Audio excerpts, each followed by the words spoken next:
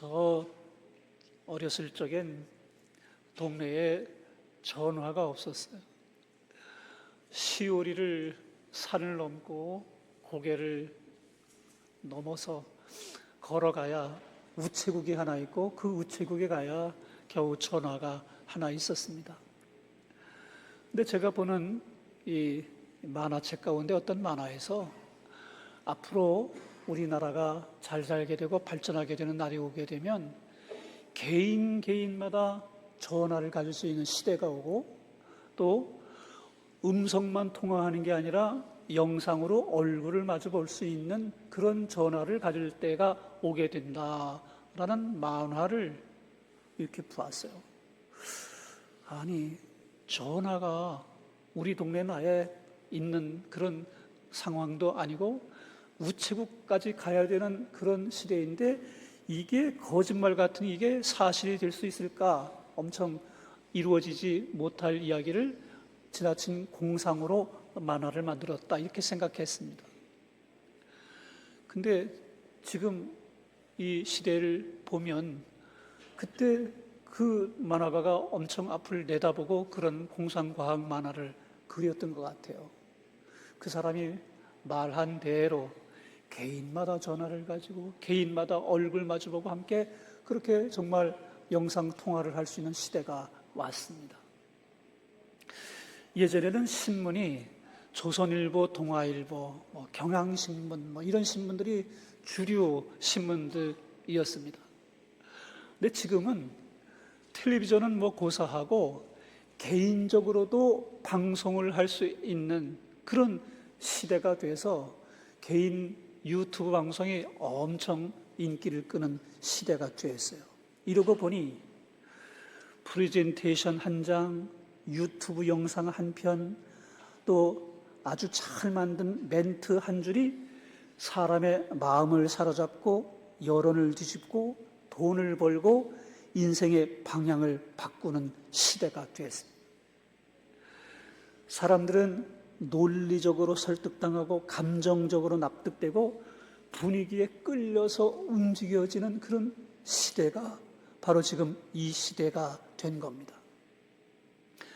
그러다 보니 교회도 종종 유혹을 받아요.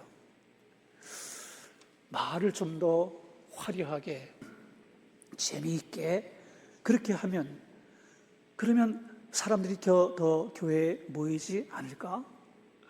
설교를 더 매력적으로 하기 위해서는 재미있는 얘기, 웃기는 얘기, 감동적인 얘기를 성경 교훈보다 훨씬 더 많이 가미해야 하지는 않을까? 이런 유혹을 받습니다.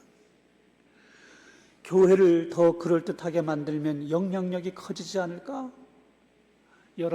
이 시대에 그런 흐름들로 인한 교회에 여러 가지 유혹이 있습니다. 근데 사도 바울은 교회를 향하여 오늘 그렇게 말씀하지 않습니다. 고린도 교회에 주신 말씀이지만 시대를 넘어 오늘 이 시대에도 동일하게 주시는 말씀인데 사도 바울은 설득력 있는 지혜의 말로 하지 않고 다만 성령의 나타나심과 능력으로 복음을 전하는 일에 집중했다라고 말씀하고 있는 걸 볼 수가 있습니다.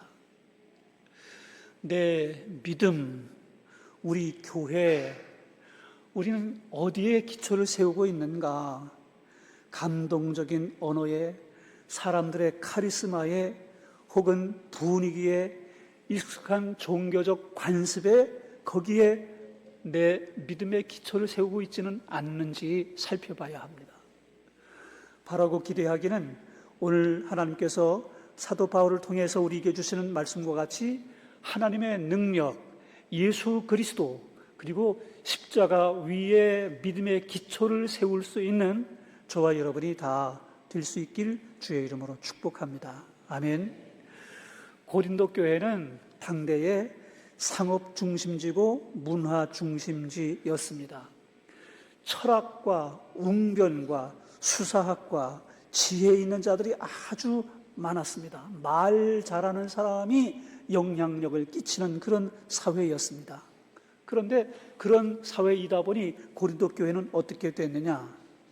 고린도 교회는 지도자의 스타일, 그 사람의 웅변 능력에 따라 사람의 지혜로 인해 줄을 서는 그런 사람들이 생겼습니다. 그래서 바울파, 아볼로파, 게바파, 그리스도파 이런 당파들이 생겨지게 된 거예요.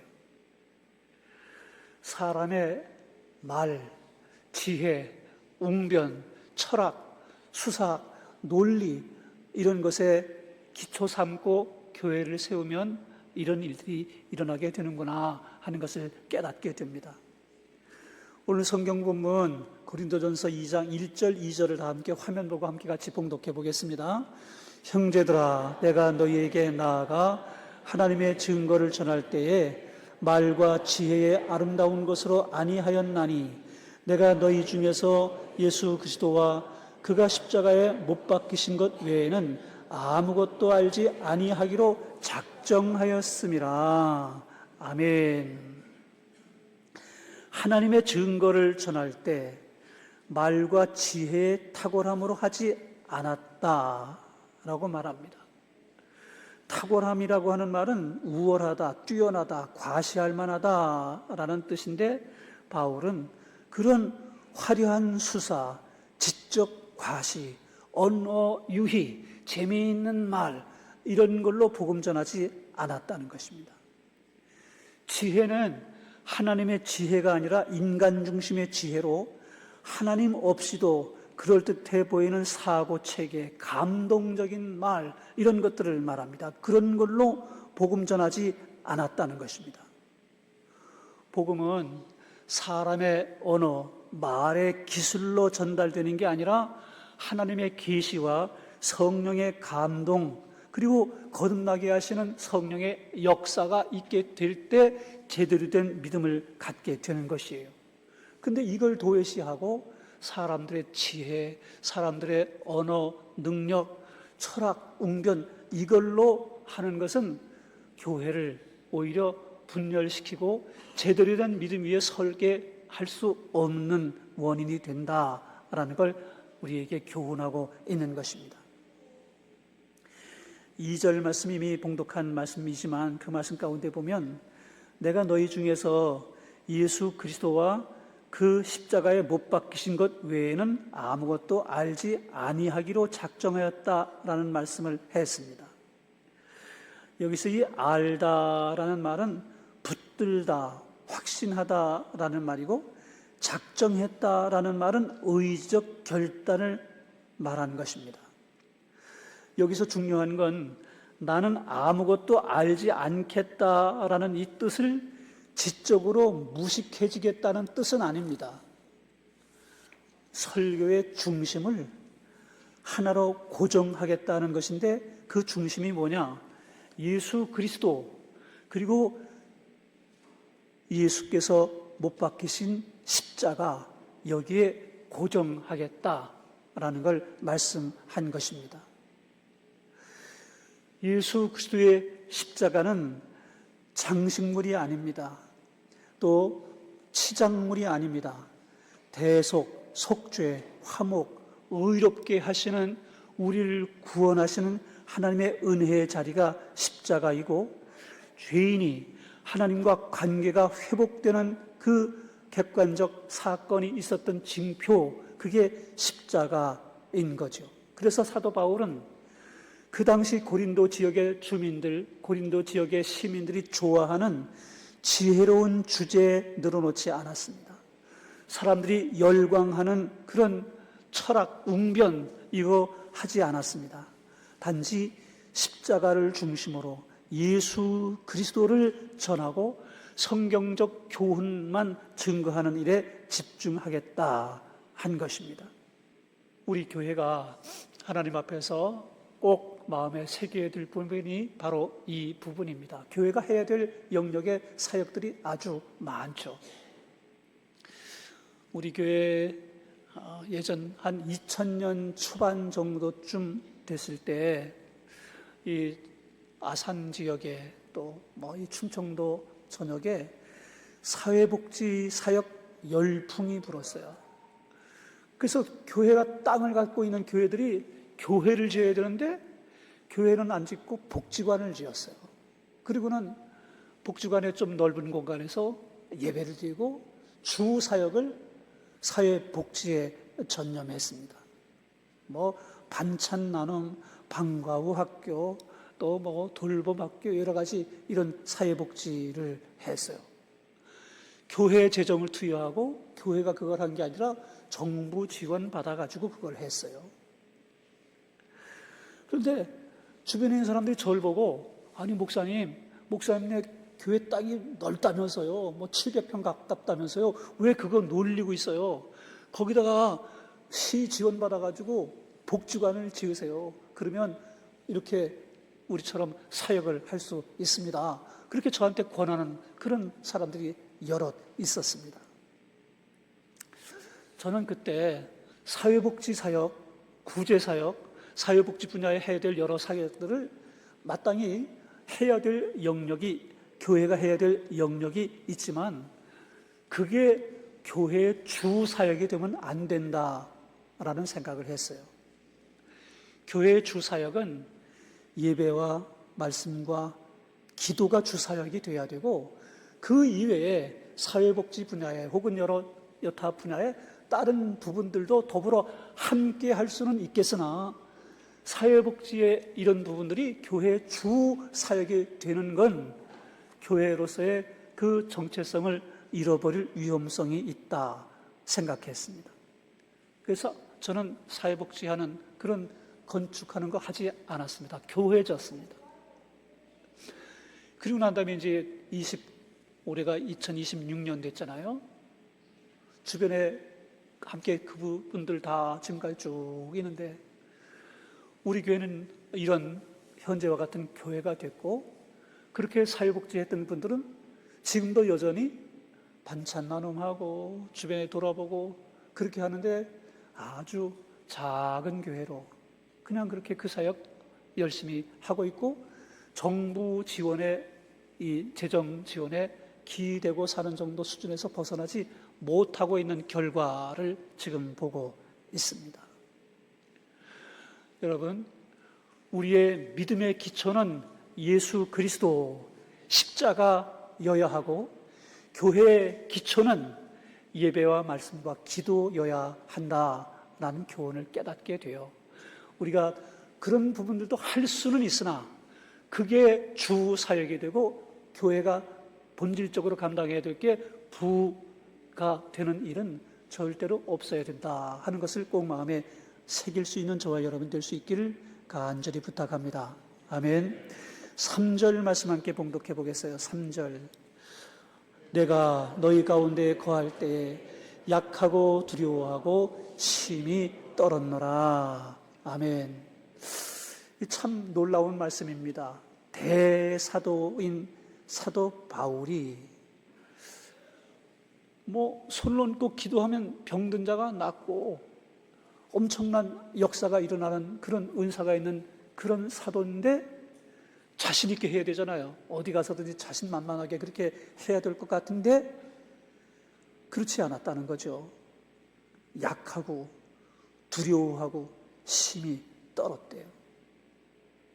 이 약함은 신체적 약함일 수도 있고 상황적 무력감일 수도 있는 것이고, 두려움과 떨림, 이것은 자신 있게 뭘 하기에 굉장히 제한을 주게 되는 방해 요소죠. 그런 상태에서 주의 일을 감당했다는 거예요. 여러분, 하나님은 내가 할 수 있다, 내가 얼마든지 할 수 있어, 이럴 때는 하나님의 역사를 경험하기가 어려워요. 나는 못합니다. 정말 나는 자신 없습니다. 그럴 때 하나님은 오히려 하나님께서 힘을 주시고 능력을 공급해 주셔서 하나님이 역사하셔서 그 일을 하게 하시는 경우가 대부분이더라고요. 제가 지난 주간에 유튜브에 조용기 목사님 간증하는 걸 어떻게 보게 됐어요. 조용기 목사님 하면 한국교회에서, 한국교회가 아니고 세계교회에서 70만 명 모이는 정말 교회를 이루신 분이잖아요. 제 선입견으로 그렇게 큰 교회를 이루신 분이니까 얼마나 늘 컨디션도 최고, 건강도 최고, 돈 있고 사람 있고 얼마든지 그냥 딱 이걸 해야 되겠다 마음만 먹으면 무엇이든지 척척 다 해내는 그럴 분인 줄로 알고 있었어요. 근데 그분이 굉장히 건강이 안 좋으시더라고요. 저도 지난 몇 년 동안에 엄청 어지러움증 때문에 그냥 이 저혈당 증세 때문에 여기서 여기까지 걸어 나오는 게 힘들고 내가 이 설교 끝까지 오늘 할 수 있을까? 그런 불안감 때문에 많이 고통을 받았는데 그 조영기 목사님 엄청 병이 많으셨더라고요. 이 당뇨로부터 시작해서 심장병에 이르기까지 여러 가지 질병을 가지고 설교를 제대로 할 수 있는 그런 능력이 없어서 그냥 주일 설교하고 나면 들어가서 그냥 들어 누워 있고 일주일 동안 안정 취하고 났다가 그 다음 주일날 강단에 와서 다시 설교하시고 그렇게 쭉 사역을 하셨더라고요. 아프리카 어느 나라에 가서 이 수만 명의 모인 앞에서 설교해야 되는 시간이 됐는데 이분이 심장 발작과 저혈당이 오게 됐대요. 그런데 사회자가 세계 유일의 위대한 주의 종 조영기 목사님이 이제 나오셔서 설교를 해주시겠습니다. 이렇게 사회가 멘트를 하고 조영기 목사님 나가서 설교를 해야 되는데 심장 발작도 왔고 저혈당 증세도 왔고 기운은 다 떨어져가지고 사랑하는 성도 여러분, 아주 작은 목소리로 겨우 죽어가듯이 이야기하니까 그 수만 명 사람들이 야, 역시 세계적인 주의 종은 다르다. 저렇게 큰 역사를 이루는 주의 종이 어쩌면 저렇게 겸손하게 작은 목소리로 말을 하냐 이러면서 자기는 지금 서 있을 수 있는 기운이 없어서 겨우 기어 들어가는 목소리로 그렇게 말하는데도 불구하고 사람들은 그렇게 해석하며 은혜를 받더라는 거예요. 조 목사님의 결론은 그거예요. 이 큰 교회를 이룬 건 내가 한 게 아니고 하나님께서 이루시고 하나님께서 모아주시고 하나님께서 하시는 것을 내가 그냥 목도하고 내가 거기에 그걸 바라보며 구경하는 일꾼에 지나지 않았다. 이렇게 그 간증의 결론을 내시더라고요. 사도 바울도 똑같아요. 약하고 두려워하고 떨었다. 사도 바울이 자신의 힘을 의지한 게 아니라 자신의 능력이 아닌 하나님의 능력을 덧입게 될 때 하나님의 역사하심으로 하나님의 능력으로 주의 복음을 증거하는 신실한 주의 종으로 쓰임을 받았던 거죠. 우리 교회도 우리 모든 성도들도 우리가 우리의 힘으로가 아니라 하나님께서 주께서 우리에게 기회를 주시고 은혜를 주시고 능력을 주시면 하나님께서 하실 수 있다. 이 믿음을 가지고 나아가는 우리 모두가 되어야 될 줄로 믿습니다. 아멘. 우리의 약함을 통해서 하나님은 역사하신다. 내 연약함과 내 부족함을 통해서 하나님은 더 큰 하나님의 영광을 드러낼 수 있도록 나를 사용하신다. 이걸 함께 꼭 새길 수 있게 되기를 간절히 부탁합니다. 함께 4절과 5절 본문 함께 봉독해 보겠어요. 4절. 내 말과 내 전도함이 설득력 있는 지혜의 말로 하지 아니하고 다만 성령의 나타나심과 능력으로 하여 너희 믿음이 사람의 지혜에 있지 아니하고 다만 하나님의 능력에 있게 하려 하였노라. 아멘. 설득력 있는 지혜의 말로 하지 않았다. 지혜의 말, 인간의 지혜로 포장된 말이죠. 여러분, 전도의 핵심은 예수님을 전하는 것인데 사람의 언어로 그걸 아무리 포장하고 아무리 잘 하려 해도 사람들의 마음이 거기에 쉽게 감동되지 않습니다. 사도 바울이 오늘 본문에서 고백한 것처럼 지혜의 말이 아니라 성령의 나타나심과 능력으로, 이 나타남이라는 말은 성령의 나타남이라는 말은 성령의 역사하심이라는 뜻이고 능력이라는 말은 우리가 다 잘 아는 두나미스라는 말인데 하나님의 그 능력, 하나님의 그 임재하심을 통하여 사람들이 복음을 받아들이고 믿는 일이 있더라, 그 말인 것입니다. 복음을 전하게 될 때, 전도할 때도 마찬가지고 또 교회의 봉사나 우리가 각 직분을 맡은 그 직무대로 교회를 섬기게 될 때도 마찬가지인데, 내 힘으로 내 능으로가 아니라 하나님께서 주시는 은혜로, 성령께서 감동해 주시는 그 권능을 덧입고 감당하게 될 때 놀라운 일을 이루게 됩니다. 여러분, 전도하다가 보면 내가 참 아주 명쾌하게 복음을 잘 제시했다 싶은데, 내가 전한 말보다 전도받는 그 사람이 오히려 나를 당황하게 만드는 아주 논리가 딱딱 맞는 말로 나한테 질문을 하면서 공격해 올 경우가 있잖아요. 그럼 여러분 어떻게 되세요? 그렇게 되는 상황이 되면 저는 화가 나더라고요. 아니, 그런데 화는 나는데 그 사람의 논리가 너무 정연해서 내가 거기서 반박해서 이길 수가 없어요. 그러니까 더 화가 나요. 참 그런 경우를 당하게 되면, 복음 전하는 게 정말 쉽지 않구나, 고통스럽구나, 이거 창피당하기 전에 하지 말아야 되겠구나, 심지어는 이런 생각까지 하게 되는 경우가 있습니다. 여러분, 믿음도 전도도 교회를 섬기는 헌신과 수고와 봉사도 내 힘으로, 내 지혜로, 내 능력으로 하게 되면 훨씬 더 실패할 가능성이 높습니다. 사람의 지혜에 믿음을 기초하면 더 똑똑한 사람이 나타나면 흔들려요. 제가 전도하다가 기분 나빠 화가 났던 것처럼, 더 매력적인 리더가 나타나면 옮겨가요. 상황이 어려워지면 감정이 꺼지게 되고, 감정이 꺼지면 무너져요. 질문 하나에 대답을 하지 못하면 그냥 포기해버리고 말아요. 그러나 내가 아니라 하나님께서 하나님의 능력으로 부어주시는 은혜를 따라 감당하면 바람이 불어도 뿌리가 남고, 감정이 꺼져도 진리가 남고, 사람이 실망스러워도 하나님은 남습니다. 그러니까 내 힘으로, 내 능력으로 할 수 있는 일이 아니라는 거예요. 오늘날 교회도 고린도처럼 유혹을 받습니다.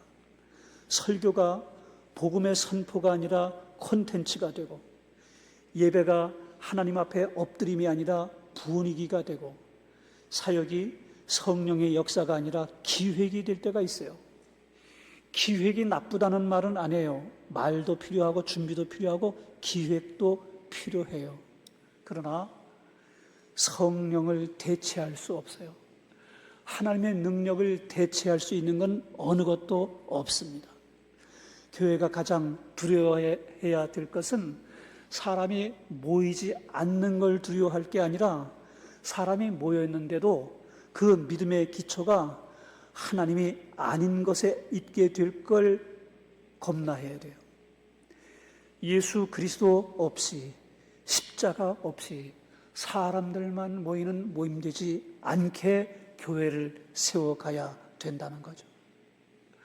우리의 예배 중에 신앙 유지하는 방편으로, 오늘 예배 너무 좋았어, 말씀에 큰 감동이 있었지, 여기면 너무 매달려도 문제가 돼요.